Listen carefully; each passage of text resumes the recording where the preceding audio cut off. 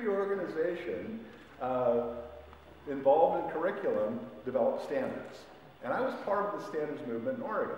And so we got together, we decided what every well-educated student in science should know. And we wrote it all down on a list because in our minds we believed that if we set higher standards, our kids would hit them. And that was it. That's all it would take. Well, suddenly these things that were considered to be lofty standards became grade level expectations.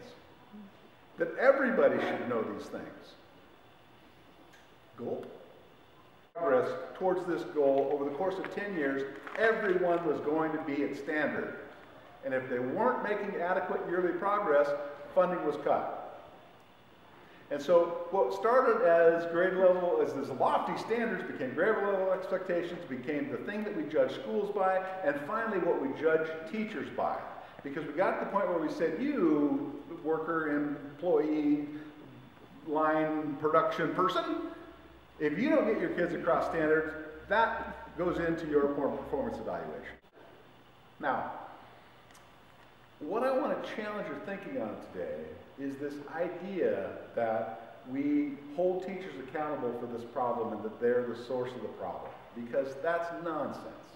I mean, remember your teachers? I mean, were they all good? No. But most of these folks are good, hardworking people who care deeply about you and your children, and they're good folks. And so I hope you leave today with this idea that maybe it's time to really have a hard look at the system and stop this train wreck of accountability that we're on. Leaving the field and people not going into the field, which is what's driving the shortage across the country, is because of the accountability movement. It's not much fun to be a teacher. I mean, it's not a terribly rewarding job like it used to be, because you are spending all your time focusing on assessment. The superintendent of public instruction did a survey, and they polled building principals, and so all this data is building principals responding. More than 90% stated that they were in crisis or struggling to find qualified teachers and substitute teachers for their classroom. 80% had employed individuals with emergency certificates for teaching as classroom teachers, or individuals with emergency substitute certificates as long-term substitutes. 74% of these building principals reported that in the past week they had been required to cover a classroom because the substitute was not available. In the last week, 74% of the principals in the state of Washington had to cover a class. Because I firmly believe that's where we have to go. I think that's a lot of our problem in this world. We've taken this accountability movement about as far as we can. In fact, I mean, did we make some improvements? Yeah, but not much compared to how much money we've spent. And I really believe that what we've left behind is a notion of humanism. That our students have individual needs. Our students need those relationships. Our teachers do not have time to do it because we're so focused on these tests. There is a turnaround principle. I don't know if you're familiar with that model. It's a grant done by the federal government, a school improvement grant.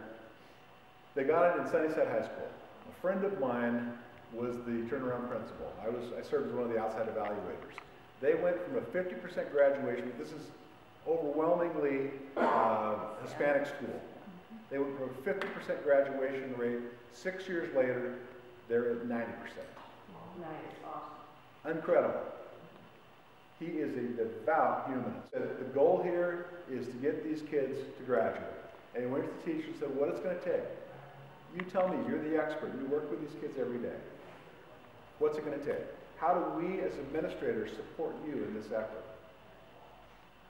He recognized that in order to build a relationship, he had to offer them something.